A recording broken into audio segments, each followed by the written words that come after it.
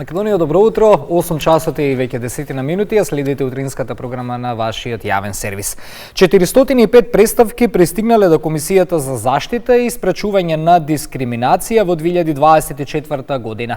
109 представки, односно 26,91% од вкупниот број се за национална или етничка припадност. Во колку од представките е утврдена дискриминација, што значат овие статистички податоци кои ги спомена Ване во однос на 2023? Имаме поголем или помал број на реакции на граѓаните. Анализираме со Душан Томшич, член на Комисијата за спречување и заштита од дискриминација. Добро утро, Душан, и добре дојдовте. Добро ве најдов. Поздрав. Официјалниот датум за презентација на резултатите некаде средината на април, но ајде ние пред сите. Што се овие податоци кои што ги споминавме во најавата во споредба со 2023? Имаме раст или намалување на бројот на представки? Па, статистички, ако споредиме 24 со 23 имаме намалување од 22% во однос на поднесени представки, но тоа се должи на една случка во 2023, каде што за ист настан беа поднесени 185 представки, значи беше тоа организирано поднесување на представки, инаку статистички, ако се одземат овие представки во 23-та 185 кои што беа нели за ист настан, тука се движиме во поднесувањето на представките и во решавањето на случаите. Значи, соодносот е тој, има пораст на некои основи, има пад на некои основи, но генерално тука се бројки. 109 представки од вкупно добиените, кажавме во најавата, се за дискриминација по национална или етничка припадност. По кои основи граѓаните се почувствувале дискриминирани? Па најголемиот процент е и пораст е во етничката припадност. Значи во 23-та биле 17%, сега се 26,91%. Има разни случаи на дискриминација по етничка основа, значи тоа е дел се во образование, каде што е пријавена сегрегација, дел е недопуштање да се влезе во некој јавен објект, нели поради етничката припадност, има дискриминација по етничка припадност во работните односи, каде што нели одредени лица се чувствувале загрозени или немале можност да напредуваат поради нивната етничка припадност, така да различни се областите каде што се јавуваат овие облици на дискриминација. Темата во овој појас се ставаме меѓу другото и на мултикултурното општество. Македонија е мултикултурно општество, тоа е гордост, затоа што генерално треба да се усогласат и да функционираат и сите култури и етникуми, но колку во пракса мултикултурното општество поттикнува поделби? Каков е впечатокот? Па од представките кои што ги добиваме се почесто, сметам дека не се движиме во најдобрата насока и дека со сите политики кои што во минатото и во сегашноста ги спроведуваме, дека ние ги подвојуваме нашите етникуми. Тоа особено се гледа во делот на образованието, каде што имаме случаи на сегрегација. Тоа се случува кај учениците роми, значи во неколку општини како што се Штип, Битола, Кочани, имаме веќе утврдена дискриминација каде што овие општини постапуваат.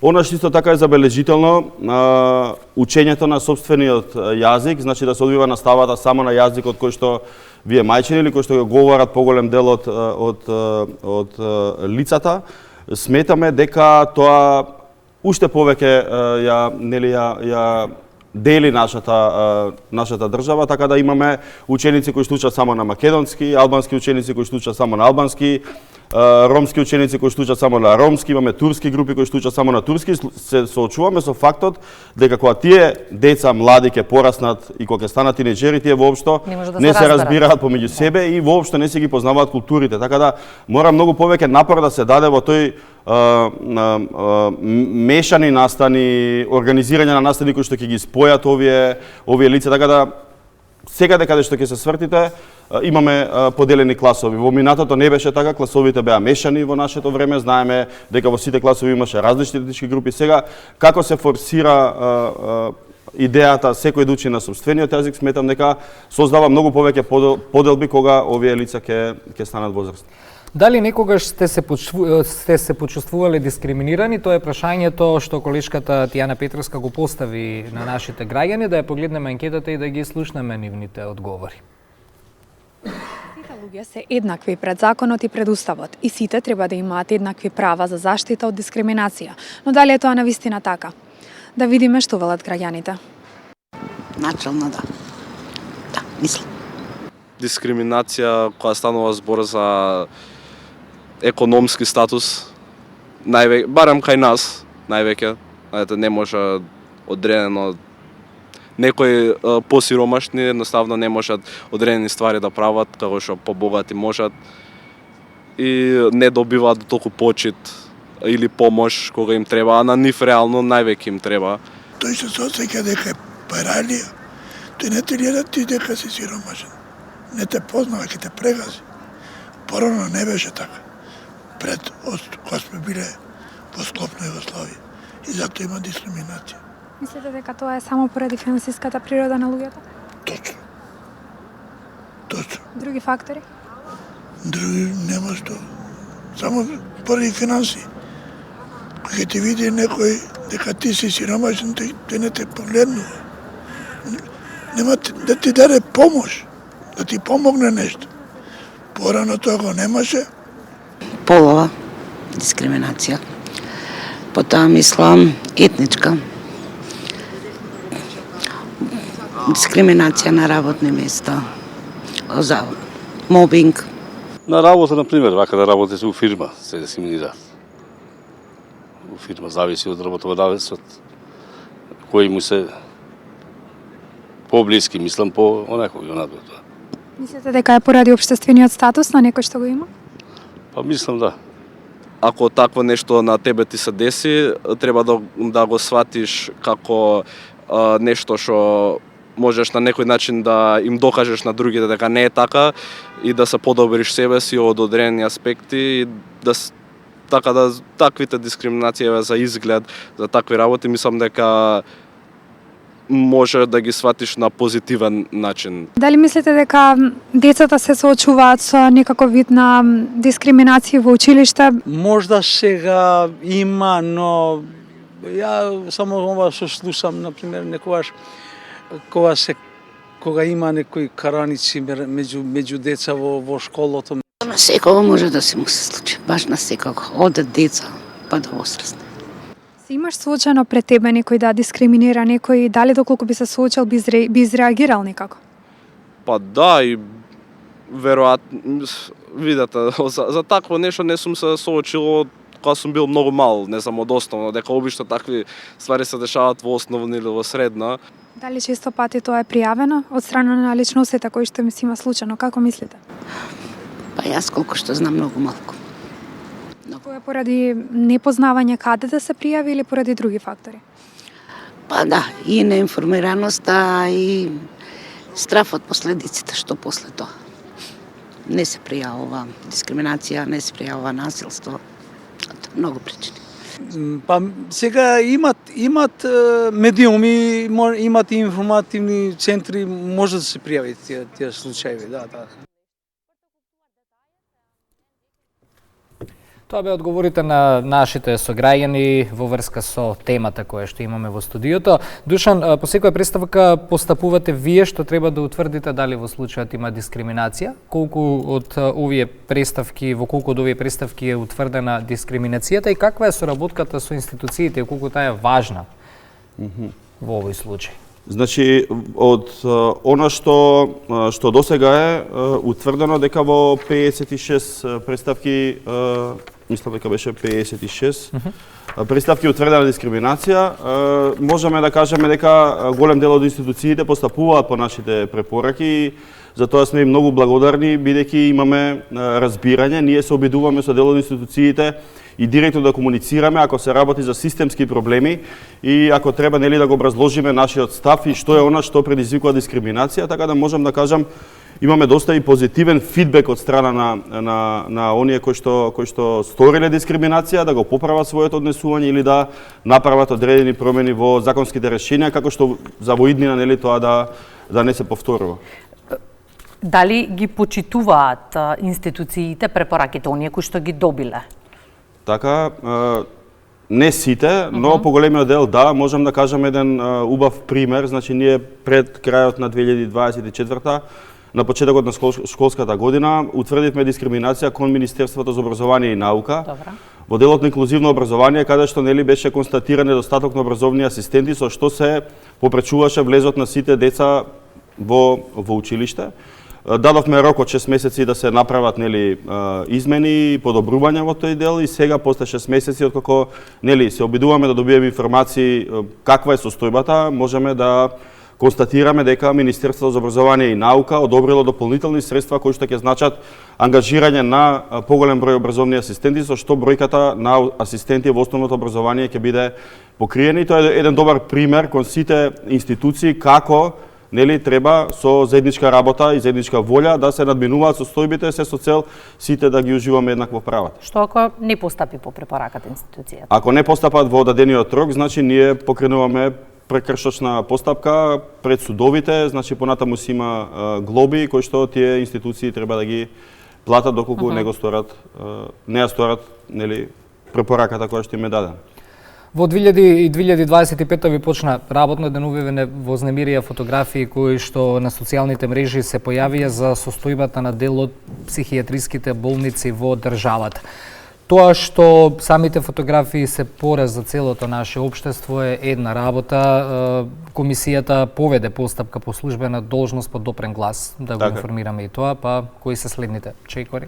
Така, ние имавме и анонимна пријава од пациенти сместени во психијатриска болница Демир Хисар за условите таму, за начинот на кој што се врши транспортот на пациентите, за недостаток на кадарот кој што работи со самите пациенти, за одржувањето на хигиената и точно е, на седница донесовме одлука за поведување на постапка по службена должност, испративме дописи до Демир Хисар, каде што ги прашавме дали на вистина немаат санитетско возило, да не информираат за точниот број на медицински сестри и доктори, колку има сместено пациенти во самата болница. Истото во текот на оваа недела го сторивме и кон психијатриска болница Скопје, бидејќи добивме информации дека таму капацитетот на сместени лица е над дозволениот и дека има дури 100 пациенти повеќе од она што има кревети. Испративме дописи до Министерство за здравство, чекаме здравство да не одговори и она што во меѓувреме го направивме, исто така го разгледавме извештајот на Комисијата за тортура и нечовечко постапување кој што направи посета на овие институции во 2023 и каде што за жал и тие констатираат дека целокупните услови во овие болници не се задоволителни, особено во Демир Хисар во оделението за судско-психијатриското оделение, каде што имал уништен мебел, оштетени врати, искршени прозорци, испукани валкани ѕидови, нефункционално осветлување, многу низок стандард на хигиена, така да постапката тече. Ние во наредниот период ќе направиме и физички посети на самите институции и соодветно ќе утврдиме што стварно се случува и ќе дадеме препораки кон самите психијатриски институции и кон Министерството за здравство. 2025-та тече, за преставките оваа година, односно бројот на истите ќе дискутираме на крајот на годината, но веќе имате полни раце работа. Некаде последното 3 месечи од годината е резервирано за регионалната конференција по повод 5 години од законот за заштита од спречување и заштита од дискриминација, па ме интересира еве по 5 години, што се промени по донесувањето на законот?